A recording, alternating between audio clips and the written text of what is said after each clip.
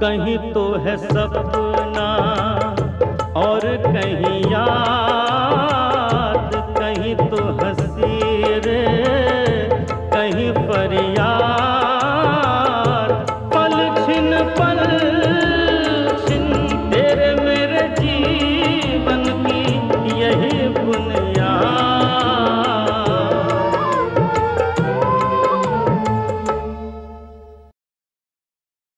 मैं ये मान सकता हूं कि असलियत और आदर्श के बीच में खाई कुछ ज्यादा ही रह गई।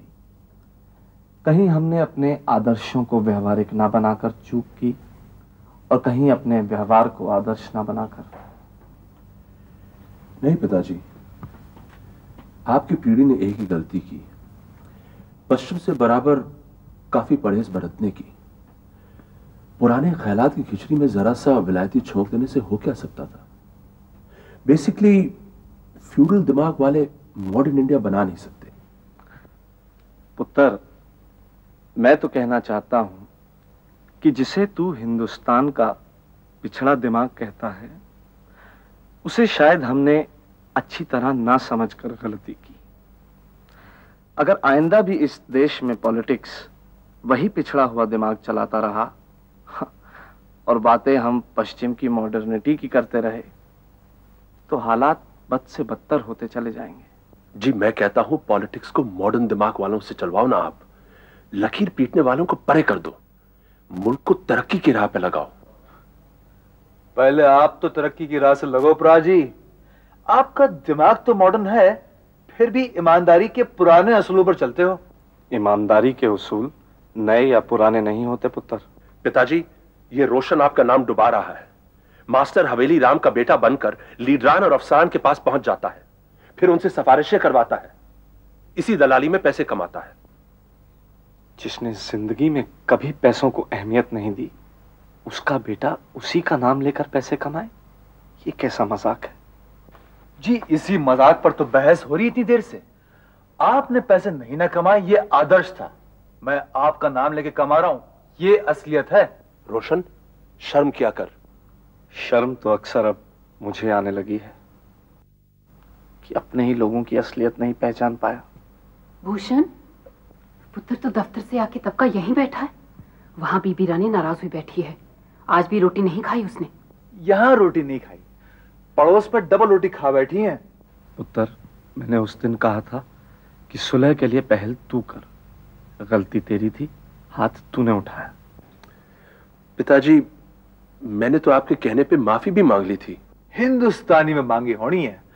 परजाई जी कॉन्वेंट में पढ़े हैं, उनकी वर्नाक्युलर कमजोर है। पुत्र, इस तरह ताने कसकर झगड़ा बढ़ाया मत कर। माता जी, मैं तो ऐसी बातें इस करके किया करता हूँ कि परजाई जी के मम्मी जी कहते हैं, रोशन रौनक के लगाया कर। इतना गुस्ताख मत बन रोशन। भूषण, जा बीबी रानी को रोटी खाने वास्ते राजी कर। कोई फायदा नहीं है पिताजी। मुल्क के बारे में बहस करने से है? मुल्क संभला ही इस करके नहीं कि हमें एक परिवार की तरह रहना नहीं आया। लोचन, भूषण सॉरी कहने वास्ते आया पुत्र। यहाँ किस तरह आए? वहीं जाओ, उन्हीं से कहो सॉरी मैंने लोचन से शादी कर ली। अगर मैं वहां बैठा तो इसी करके कि मेरे को पता था कि तुमने लड़ाई ही करनी है। हाँ हाँ, मैं लड़ाकी हूँ। तुम जाओ उनके पास जो तुमसे प्यार से बोलते हैं और जिनसे तुम प्यार से बोलते हो। उनके कहने पर ही यहां आया हूं। उन्होंने ही कहा कि लोचन से कहो कि रोटी खा। तुमने थोड़ी कहना था कि रोटी खाओ। तुम्हें तो खुशी होनी है मेरी भूखी मर जाने से। Oh hell hell hell and damnation. Lochan. हाँ जी मम्मी जी। मेरे ख्याल से तू अब इसे ज्यादा ना खींच। अभी तक तो तेरे सास ससुर की हमदर्दी तेरे साथ है, लेकिन माफी मांगने पर भी अगर तूने इसी तरह गुस्से हुए रहना है तो उन्होंने भी तेरे से खफा हो जाना है। होने दो खफा, वो खुश ही कब थे। ओफो, बात समझा कर लोचन। जब तक क्लेम नहीं मिल जाता हमने तेरे सास ससुर से बिगाड़ नहीं ना करना है। मैं भूषण को बुलाती हूँ और सुलह सफाई करा देती हूँ। नहीं मम्मी जी, इस तरह नादानी करती रही तो क्लेम नहीं, आप भूषण भी तेरे हाथ से निकल जाना है। पहले कभी हाथ उठाया था उसने तेरे पर? वो लोग तो शुरू से ही भूषण को तेरे खिलाफ करते रहे। जो अब तूने भी कर दिया तो उसमें तेरे को परे कर देना है। इस लाइन में मेरे को तेरे से ज्यादा तजुर्बा है। जो मैं कहूं उस तरह कर। भूषण। जी मम्मी जी। थाली रखी है, अपने हाथ से खिला दे लोचन को रोटी। तूने हाथ उठा दिया इसलिए दिमाग सनक गया था बेचारी का। तेरे को पता है मैंने और इसके डैडी जी ने कितने नाजों से पाला है इसे। लोचन से तो हम कभी जोर से बोले तक नहीं। खा ले लोचन। मैंने आप खा लेना है। खा लेना? इतने प्यार से खिला रहा है। प्यार से ही कुटाई भी की होनी है। उसके वास्ते मैं बहुत शर्मिंदा हूं लोचन, लेकिन तुमने भी मुझे प्रवोक किया, पहले श्यामलाल से घूस लेकर और फिर मेरे पर बेकार की लानत भेज के। पुत्र, तेरा कहना भी सही है, लेकिन प्रवोक का तो इस तरह है कि ये जो तेरे भाई हैं ये भी कुछ कम प्रवोक नहीं ना करते लोचन को। मैं उन्हें समझा दूंगा मम्मी जी, मगर आप भी लोचन को समझा दो कि घूस ना लिया करे। इसने तो अपने डैडी जी को रोजाना डालियां लेते देते देखा है। इस तरह की चीज को घूस तो तेरे पिताजी जैसे गैर दुनियादार आदमी ही कहते हैं। जी मैं इस मामले में अपने पिताजी की तरह का ही हूँ। हाँ, मगर सभी तो तेरी और उनकी तरह संत नहीं ना हो सकते। आप तेरा भाई रोशन नहीं है?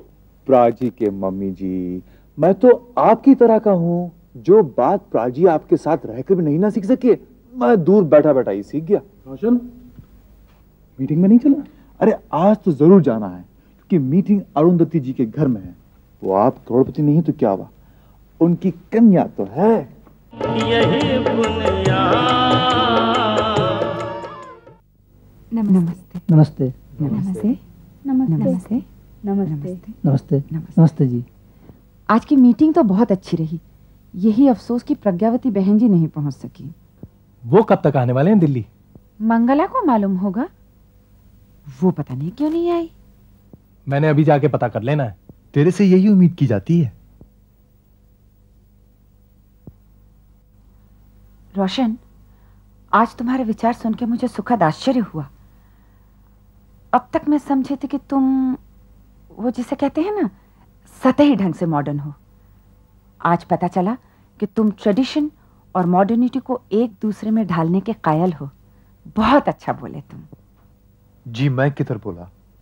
मेरी जबान से टगोर बोला, मेरे पिताजी बोले। मेरे ख्यालात अपने कहा, इनके हैं। नहीं, हवेली राम जी तो ज्यादा परंपरावादी हैं।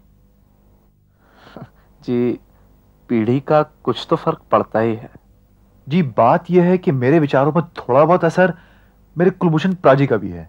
सिर्फ विचार ढाल लेने से ही बात नहीं ना बनती पुत्र, उसे व्यवहार में भी उतारना पड़ता है। माताजी बस अब वही करने चला हूं। अच्छा जी, अब हमें तो इजाजत दीजिए। नमस्कार। नमस्कार। आइए जी। रोशन पुत्र, तू घर चल रहा है ना? जी बस आप चलो, मैं अभी आया। अच्छा जी। नमस्कार। तो रोशन, निवेदिता से तो अभी और बहस होगी ना तुम्हारी? इससे ज्यादा बहस मेरे बस की कहां। मैं तो इस करके रुक गया कि आपका गाना सुनो। गाना सुनना हो तो सुबह आना, मेरे रियाज के समय। जरूर जी, जिस तरह लोग मंदिर जाते हैं मैंने इधर आ जाना है। आज तुम खाना यहीं खाकर जाओ। गुडनेस एंड आस्क आस्क माने नेकी और पूछ पूछ। माने रोशन से पूछने की जरूरत क्या है? बंगाली खाने के लिए कभी वो मना कर सका है आज तक? जी अब वो बनाइए परमल का दोलमा, नारियल वाली चने की दाल, अच्छा। और वो मटरी कचौरी। ओह, मैं बना देती हूँ। तू बैठ, मैं बनाती हूँ। मीठे में मैं तुम्हें सौंदेश खिलाऊंगी। वाह।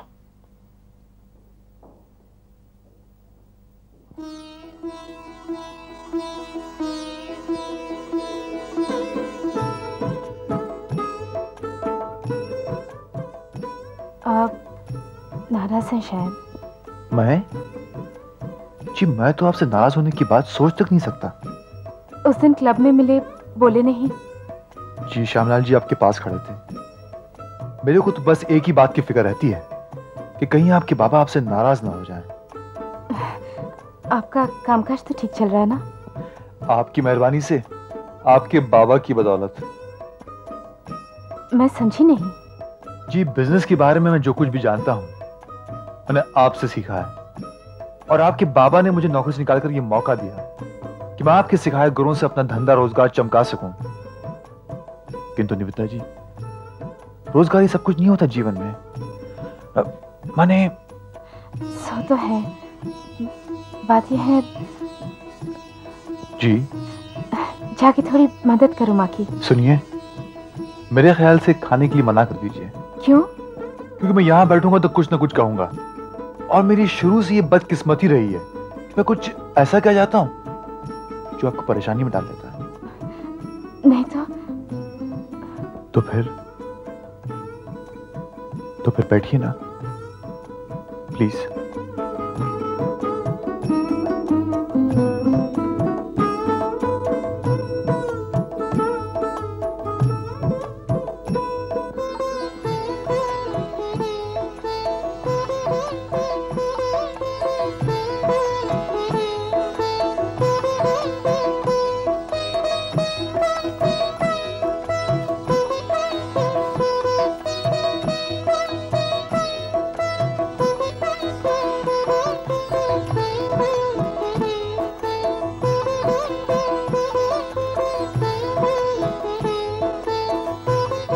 क्या देख रहे हैं?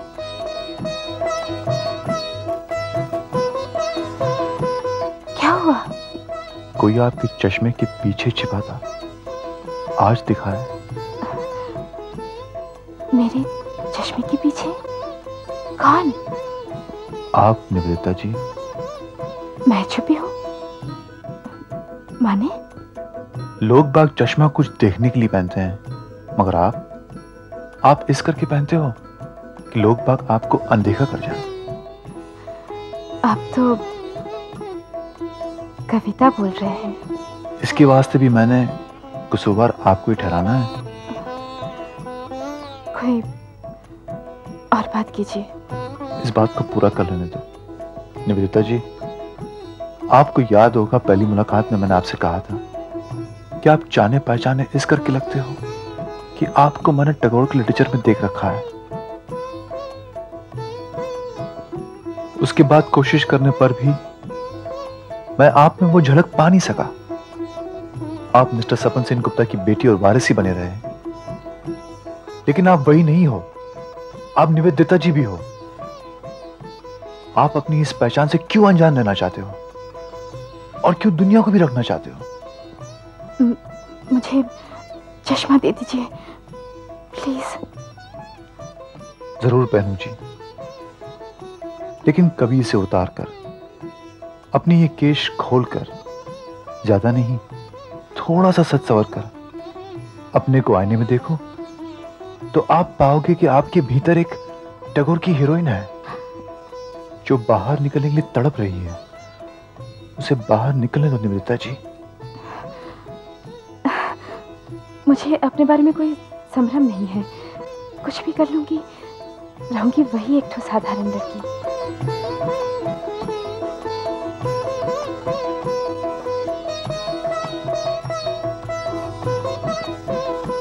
इसका फैसला तो अभी हो सकता है। निकालिए ना चश्मा, खोलिए ना केश प्लीज। नहीं, कोई और बात कीजिए प्लीज। आपको अपने ही सुंदर चेहरे से लाज हो, ये तो एक विचित्र कथा है निवेदिता जी। रोशन प्लीज, मैं जरा माँ के पास। सुनिए,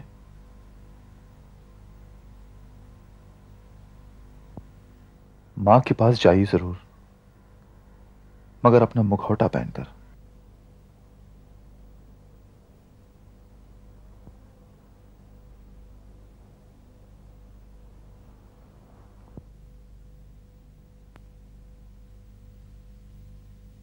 यही बुनियाद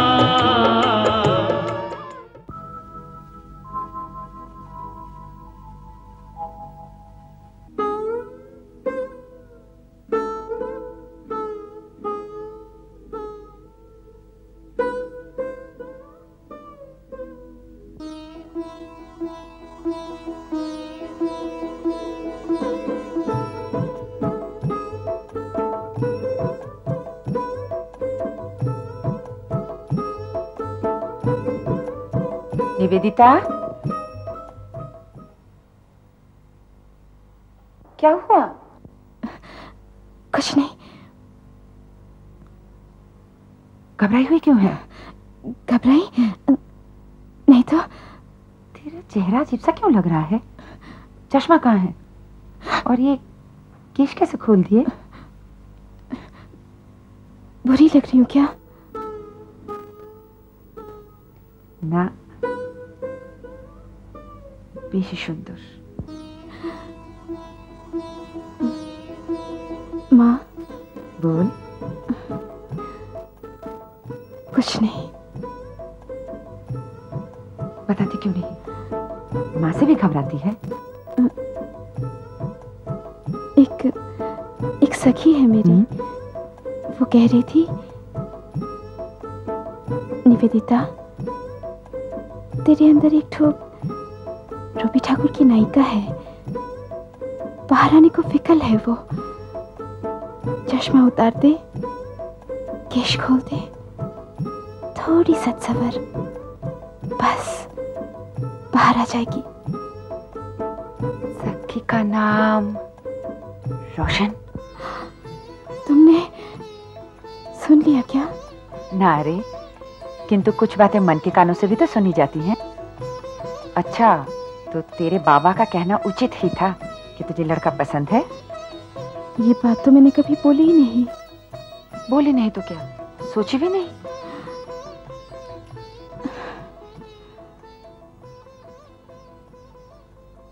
देखती हूँ लड़का सच्ची कह रहा था। तेरे भीतर की नायिका तो तेरी बंधिनी है। उसे दबा कर न रखा होता तूने तो क्या आज तक। ये बता, तू स्वयं किसी को पसंद क्यों नहीं करती?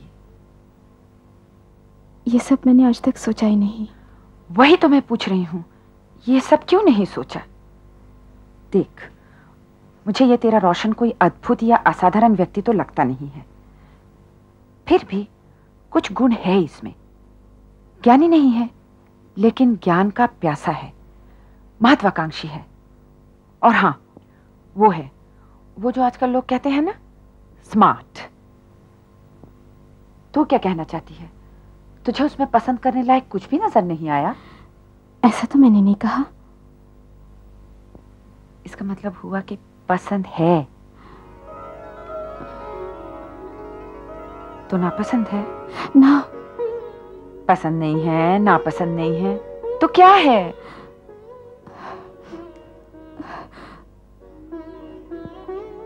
नहीं जानती।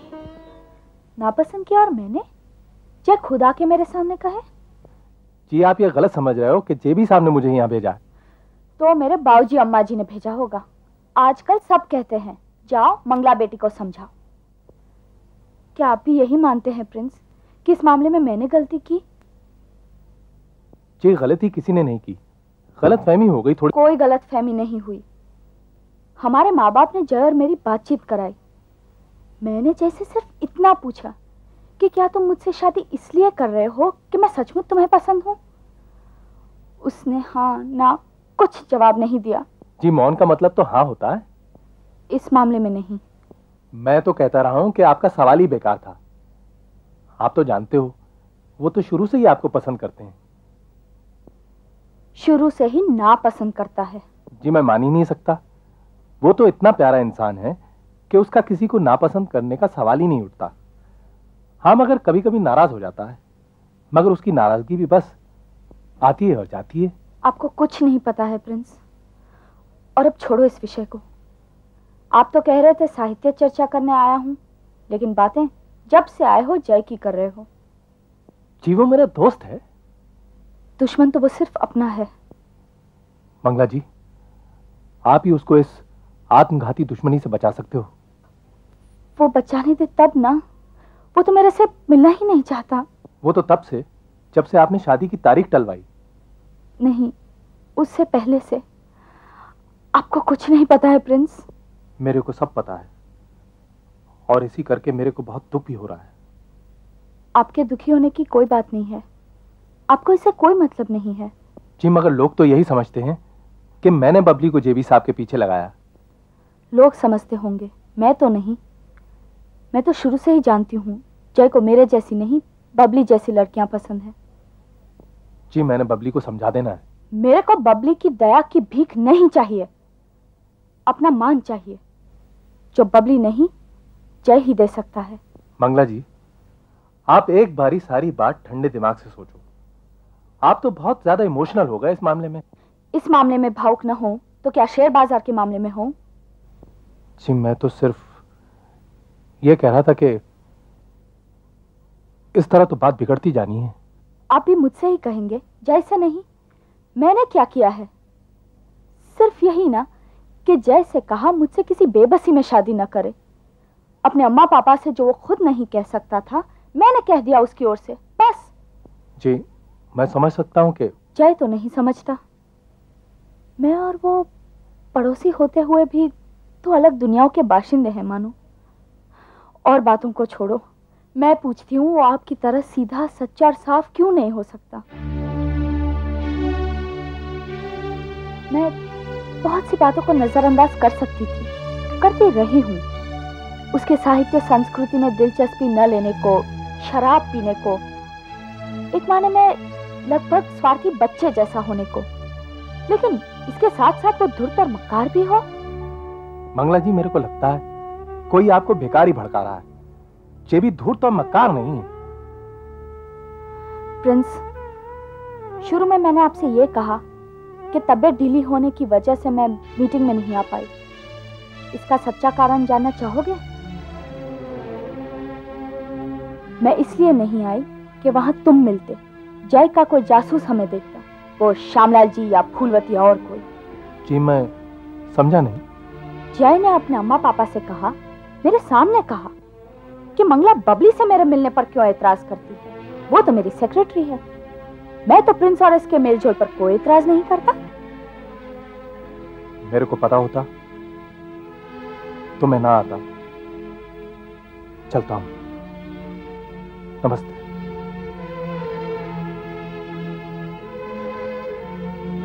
जी मैं जेबी साहब को सारी बात समझा दूंगा और आइंदा आपको परेशान नहीं करूंगा। जय को सफाई देने की कोई जरूरत नहीं है प्रिंस, और ना ही यहाँ आने से डरने की। फूलवती, तुम यहाँ क्या कर रही हो? मैं तो पूछने आई थी प्रज्ञावती बहन जी कब आ रही हैं।